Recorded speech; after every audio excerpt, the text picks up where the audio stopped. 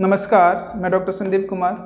आज की इस वीडियो में हम डायबिटीज़ मेलाइटस के बारे में बात करेंगे, यानी कि मधुमेह, जिसे चिनिया रोग भी कहते हैं। उसके बारे में हम जानेंगे कि डायबिटीज़ मेलाइटस क्या होता है, क्यों होता है, यह कितने प्रकार का होता है तथा इससे बचने के क्या क्या तरीके हैं, और सबसे अंत में हम बात करेंगे कि इसका ट्रीटमेंट क्या है।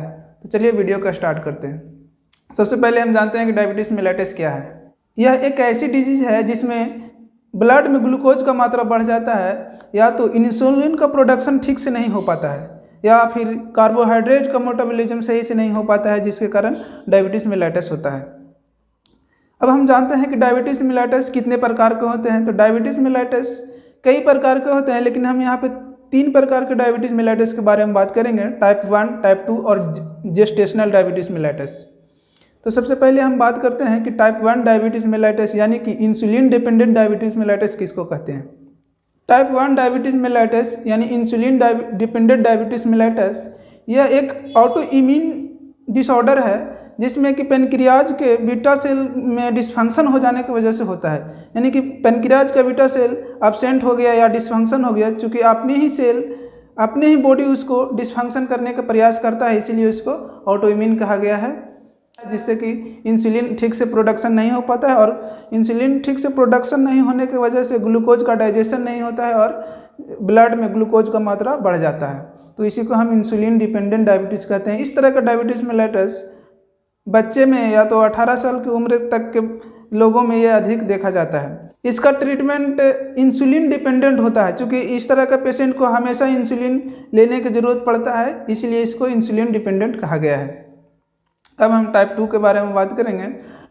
टाइप 2 डायबिटीज़ मेलाइटस में इंसुलिन का प्रोडक्शन प्रॉपर तो होता है, लेकिन हमारे सेल के अंदर तक नहीं जा पाता है। सेल रेसिस्टेंस हो जाता है। सेल में जो हमारे सेल होता है, इंसुलिन रेसिस्टेंस हो जाता है, इंसुलिन के इंटेक नहीं कर पाता है, जिसके कारण ग्लूकोज डाइजेस्ट नहीं होता है और एनर्जी अच्छे से नहीं बन पाता है, जिससे कि ब्लड में ग्लूकोज का मात्रा बढ़ा रह जाता है। इसी को हम टाइप 2 डायबिटीज़ मेलाइटस कहते हैं। Type 2 diabetes mellitus total diabetes mellitus का 90 to 95% लोगों में देखा गया है। यह सबसे अधिक होता है। यह डायबिटीज़ मेलाइटस मिडिल एज वाले लोगों में अधिक देखा गया है, और 50 से 60 उम्र के लोगों में यह अधिक देखने को मिलता है। अब हम बात करते हैं जेस्टेशनल डायबिटीज़ मेलाइटस के बारे में।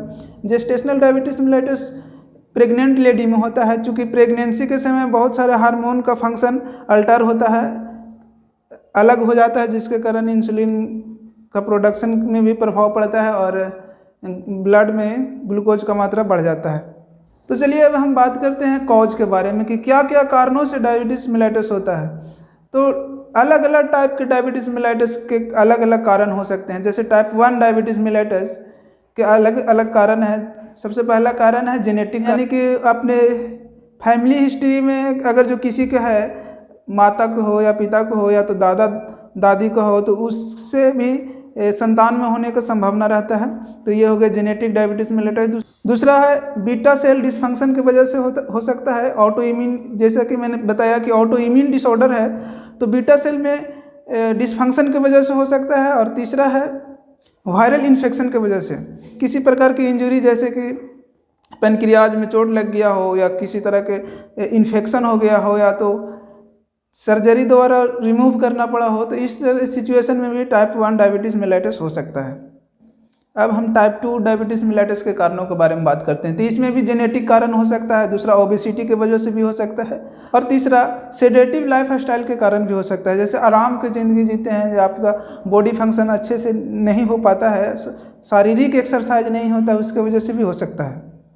डायबिटीज़ मेलाइटस को पहचानने के लिए हमें सिम्टम जानना बहुत ज़रूरी है। तो हम अब डायबिटीज़ मेलाइटस के सिम्टम के बारे में बात करते हैं। तो सबसे पहला सिम्टम है पोलीयूरिया, यानी कि बार बार पेशाब लगना, पोलीफेजिया, बहुत ज़्यादा भूख लगना, जल्दी जल्दी भूख लगना, और ग्लूकोसूरिया, यानी कि यूरिन के साथ ग्लूकोज आना, विजुअल चेंजेज, आँखों की कमजोरी महसूस होना, वेट लॉस, वजन कम होना, टिंगलिंग यानी कि झुनझुनाहट महसूस होना, नमनेस इन लिम्स, अंगों की सुन्नता महसूस होना, एक्सेसिव रेस्पिरेशन यानी कि श्वसन की अधिकता, वीकनेस यानी कमजोरी, फटीग यानी कि थकावट। अब हम इन्वेस्टिगेशन के बारे में बात करते हैं, यानी कि जांच द्वारा डायबिटीज़ मेलाइटस को हम कैसे पहचानेंगे।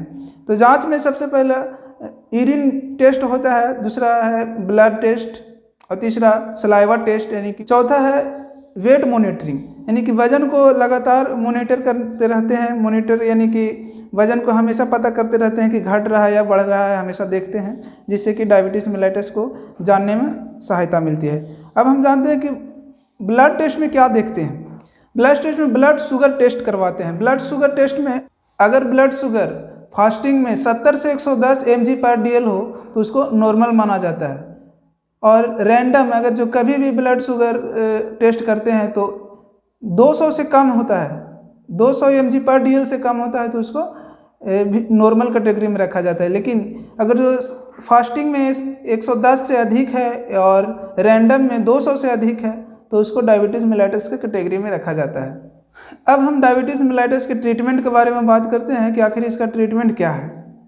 तो डायबिटीज़ मेलाइटस का ट्रीटमेंट उसका सीवियरिटी पर डिपेंड करता है। जितना ज़्यादा सीवियरिटी होगा उसका ट्रीटमेंट अलग अलग होगा। जैसे अगर जो ब्लड में ग्लूकोज का मात्रा 130 से 180 mg/dl है और यूरिन में ग्लूकोज नहीं आ रहा है तो इसका ट्रीटमेंट बिना मेडिसिन द्वारा भी किया जा सकता है। इसका ट्रीटमेंट डाइट और एक्सरसाइज द्वारा पूरी तरह से किया जा सकता है। भोजन समझने से पहले हमें कैलोरी समझना होगा। जो भी हम भोजन करते हैं उससे हमें एनर्जी मिलती है, उसी एनर्जी को मापने का यूनिट को हम कैलोरी कहते हैं। अब हम समझते हैं कि प्रति व्यक्ति प्रतिदिन कैलोरी की रिक्वायरमेंट कितनी होती है। तो मोटापा से ग्रसित पेशेंट में 30 से 35 कैलोरी पर केजी बॉडी वेट के हिसाब से होती है। नॉर्मल एडल्ट पेशेंट यानी कि स्वस्थ पेशेंट में 35 से 40 कैलोरी पर केजी बॉडी वेट के हिसाब से, तथा दुबले पतले पेशेंट में 40 से 45 calorie per day body weight के हिसाब से होती है।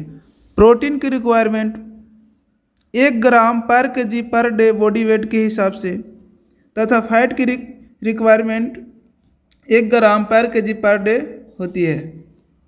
अब आप खुद समझ सकते हैं कि किसी व्यक्ति को कितना कैलोरी लेना चाहिए। एक 70 किलो वजन वाले व्यक्तियों का डेली कैलोरी रिक्वायरमेंट लगभग 2450 किलो कैलोरी होता है। इसी प्रकार हमें ध्यान रखना होता है कि कौन सा फूड में ज़्यादा कैलोरी है तो उस फूड को लेने से हम परहेज करेंगे। जिस फूड में ज़्यादा कैलोरी होगा तो उस फूड को लेने से हम परहेज करेंगे। दूसरा बात पे ये ध्यान देना है कि जो फूड में ज़्यादा ग्लूकोज का मात्रा हो, जो ज़्यादा मीठा फल हो या कोई भी मीठा चीज़ हो तो उसे कम लेने का प्रयास करेंगे, जिससे कि हमारे शरीर में ग्लूकोज का मात्रा मेंटेन रहे। अब हम जानते हैं कि हमें कौन कौन सी एक्सरसाइज करनी चाहिए। कुछ नॉर्मल एक्सरसाइज द्वारा भी डायबिटीज़ को ठीक कर सकते हैं, जैसे सूर्य नमस्कार। सूर्य नमस्कार आपको नहीं आता है तो आप यूट्यूब पे देख सकते हैं कैसे किया जाता है, और वीडियो देखकर आप रोज़ 20 मिनट सूर्य नमस्कार करें और अपना डाइट को कंट्रोल में रखें तो डायबिटीज़ मेलाइटस ठीक हो सकता है। और मॉर्निंग वॉक पे भी जा सकते हैं। मॉर्निंग वॉक में से आपका शरीर का अच्छे से एक्सरसाइज होता है, व्यायाम होता है, जिससे कि आपको डायबिटीज़ मेलाइटस ठीक हो जाता है। अब हम बात करते हैं कि यूरिन में अगर ग्लूकोज आ रहा है तो उसको कैसे ट्रीटमेंट करते हैं। तो यूरिन में अगर जो ग्लूकोज आता है तो उसका ट्रीटमेंट के लिए आपको एक्सपर्ट डॉक्टर से मिलना पड़ेगा, क्योंकि वीडियो देख के आप उसको ठीक नहीं कर सकते हैं। यूरिन में अगर ग्लूकोज आ रहा है इसका मतलब आपका डायबिटीज़ मेलाइटस कुछ अच्छे खासे लेवल तक चला गया है। उसको ट्रीटमेंट के लिए आपको मेडिसिन की ज़रूरत पड़ेगी।